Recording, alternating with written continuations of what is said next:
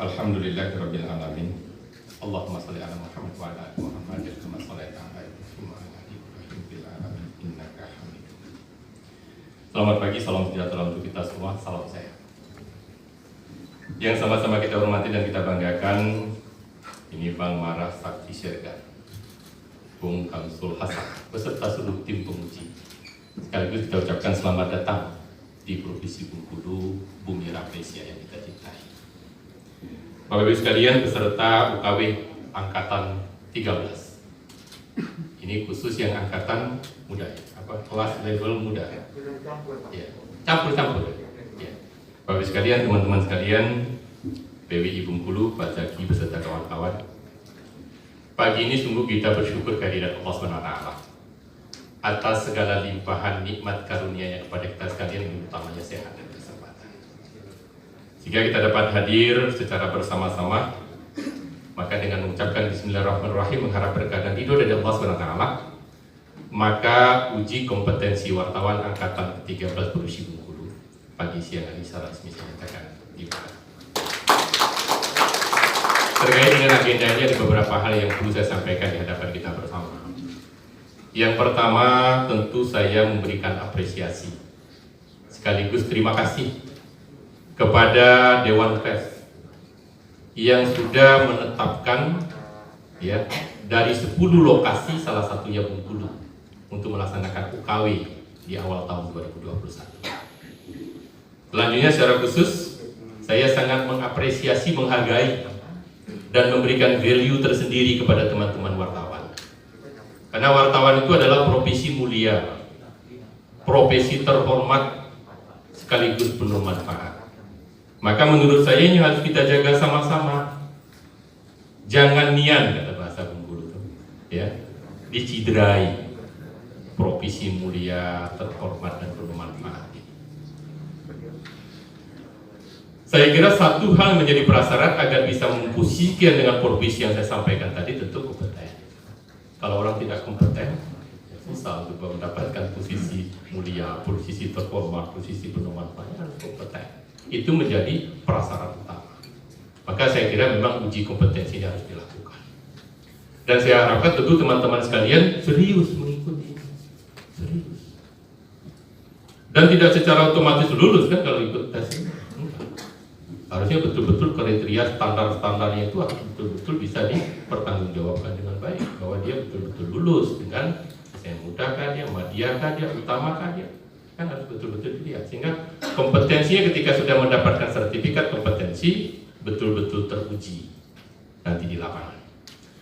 Kemudian yang ketiga, pers atau media sekalian, apalagi di era sekarang, ini salah satu sektor usaha yang pertumbuhannya pesat, Pak. Ya, pesat. Dan relatif di era pandemi COVID ini yang pertumbuhannya masih positif, salah satunya media. Masih lumayan dibanding dengan sektor-sektor lain, itu ada yang negatif, Pak. Media masih bertumbuh. Ya. Artinya sekalian yang wartawan sebagai profesi yang akan melekat dengan perusahaan pers atau media, ya tentu ini akan menjadi bagian yang tidak terpisahkan dalam menggerakkan ekonomi pada akhirnya. Jadi jangan lagi dipandang sebuah profesi biasa, wartawan itu. Dia akan menggerakkan sektor perekonomian baik daerah bahkan nasional. Ya, bahkan lagi nasional. Kemudian yang ketiga, kalau dulu orang selalu mengasosiasikan wartawan itu kan dengan pena, ya. Kalau sekarang orang nggak tulis lagi sebenarnya, udah pegangnya itu dia, iya tinggal jadi. Ya. Kalau dulu orang selalu mengatakan pena wartawan, ya kan? Dan selalu melekat dalam posisi ini orang, bahwa tajamnya pena wartawan itu, Pak, nah, itu melebihi pisau silet. Kalau dengan pisau luka kadang-kadang sembuhnya cepat, Pak, kasih betadine sembuh. Ya. Hilangkan dengan rasa apa? Bius hilangkan rasa sakitnya, Pak. Luka dengan pisau. Tapi dengan pena wartawan bisa lintas generasi, Pak. Bisa lintas generasi sampai anak cucu keturunan kita. Ya, makanya harus dipikirkan betul, Pak, yang saya katakan di depan tadi. Jangan dia diciderai dengan menggunakan pena. Pena ini juga diasosiasikan dengan ilmu sebenarnya. Ya, orang berasosiasi kalau mendengar pena itu ilmu, maka memang harus dikedepankan betul. Orang berilmu itu menjadi posisi sekali lagi terhormat, mulia orang hidup dengan ilmu. Maka ilmu itu harus digunakan dengan benar. Ketika ilmu digunakan dengan tidak benar, Pak, silakan 12 orang, bahaya. Maka saya berharap teman-teman media, sebagai penutup sambutan saya, mari kita berkolaborasi, bersinergi dengan saya dalam lingkup Bengkulu dan Bupati Wali Kota Sebengkulu untuk kita melakukan sebuah transformasi lompatan untuk membangun Bengkulu yang kita cintai. Dalam bersama-sama kita bersinergi dan berinovasi. Ini yang saya sampaikan 2 hari saya menjabat di periode 2021-2024 ini. Dengan predikat-predikat selama ini melekat dengan Bengkulu, kita bawa lompatan transformasi. Di berbagai kesempatan sudah saya sampaikan, saya punya keyakinan betul, Pak. Setelah 2-3 tahun saya menjabat Gubernur Bengkulu, dengan data-data hasil kerja, dengan pijakan-pijakan analisa yang kita buat, dan terkonfirmasi dengan kementerian lembaga, kita akan bisa membawa Bengkulu ini maju. Bukan saja persoalan Bengkulu yang bisa kita selesaikan, saya berjanji dengan komitmen saya sebagai pimpinan, 5-10 tahun yang akan datang, Bengkulu harus berkontribusi, Pak, untuk kemajuan kawasan barat Pulau Sumatera, khususnya kawasan tengah Pulau Sumatera. Maka pembangunan infrastruktur, saya katakan, pembangunan infrastruktur strategis yang mengkoneksitaskan Bengkulu dengan provinsi tetangga, khusus kawasan Sumatera bagian selatan, ini menjadi sebuah kebutuhan, ya, sebuah kebutuhan. Karena posisi Bengkulu sangat strategis menghadap ke barat, ya, di Samudra Hindia, ini bisa menjadi teras ekonomi baru bagi kawasan tengah Pulau Sumatera.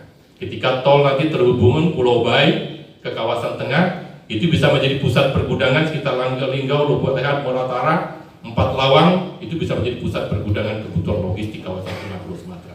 Yang selama ini disuplai dari Lampung, itu membutuhkan waktu mungkin 8-10 jam, atau dari Palembang juga demikian. Ketika tol selesai nanti bisa ditempuh dalam waktu 1-2 jam.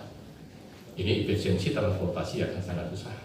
Dan disitulah fungsi Pulau Bai yang berada di mulut samudera itu akan menjadi sebuah pelabuhan besar.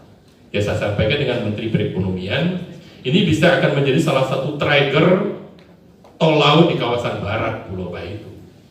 Dia akan terhubung dengan mulai Tanjung Priok, Panjang Lampung, Pulau Bai Bengkulu, kemudian Teluk Bayar Sumatera Barat, mungkin Belawan Sumatera Utara sampai Sabang.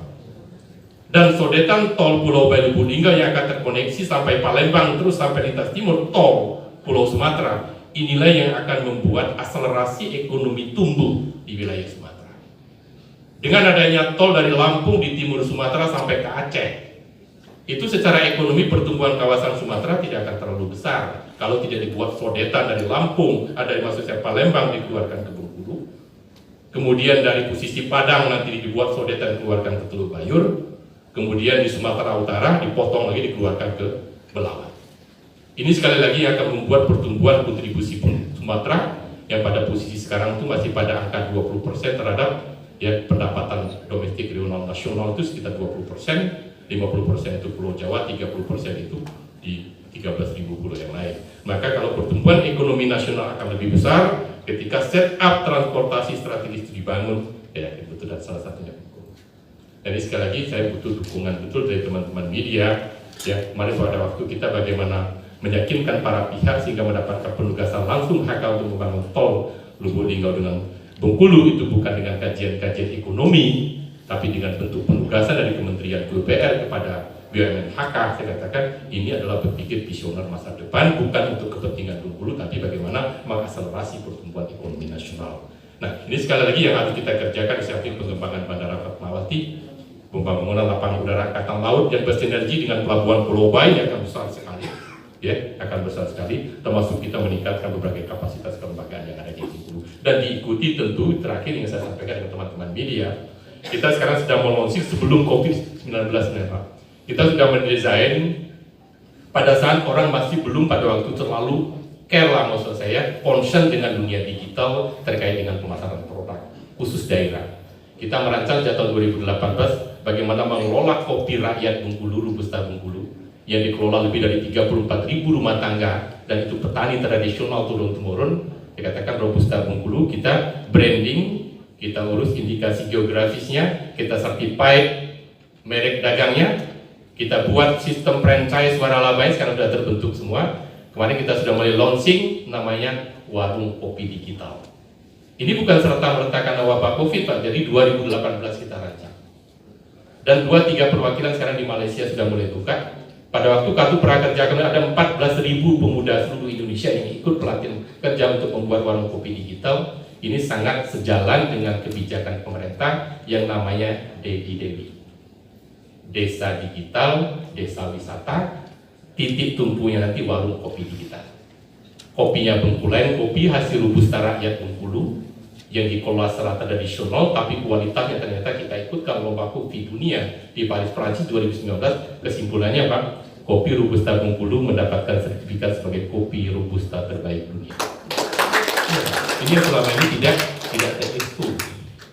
Karena apa? Karena ternyata robusta Bengkulu itu setelah dilakukan pendalaman, ditanam di lahan Arabica dengan ketinggian di atas 800 meter dari permukaan laut dan menghadap ke samudra, sehingga perpaduan kondisi geografis seperti ini menghasilkan taste yang beda dengan semua robusta dunia.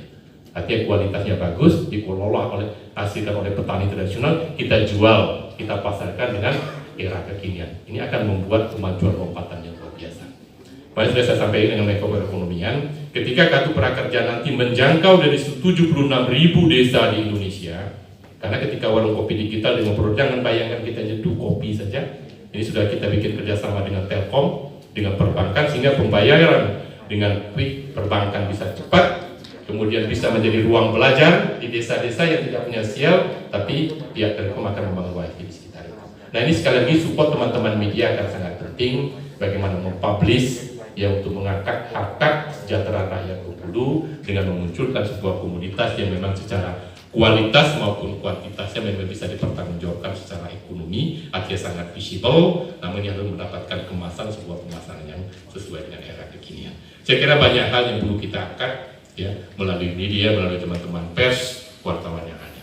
Saya kira itu poin-poin penting yang saya sampaikan. Sekali lagi terima kasih dan selamat mengikuti uji kompetensi wartawan. Mudah-mudahan semua lulus dengan baik, yang itu menjadi, ya, tanda sertifikat Bapak Ibu sekalian bahwa Bapak layak dan kompeten untuk menjabat pada posisi wartawan dengan level tertentu. Saya kira demikian, terima kasih. Kalau ada yang kurang pas, kami sebagai tuan rumah jajaran Pemprov dan masyarakat Bengkulu, kepada teman-teman ini Dewan Pers, kami minta maaf. Sekali lagi mudah-mudahan punya pesan yang baik datang ke Bengkulu. Terima kasih. Wabillahi taufiq wal hidayah. Assalamualaikum.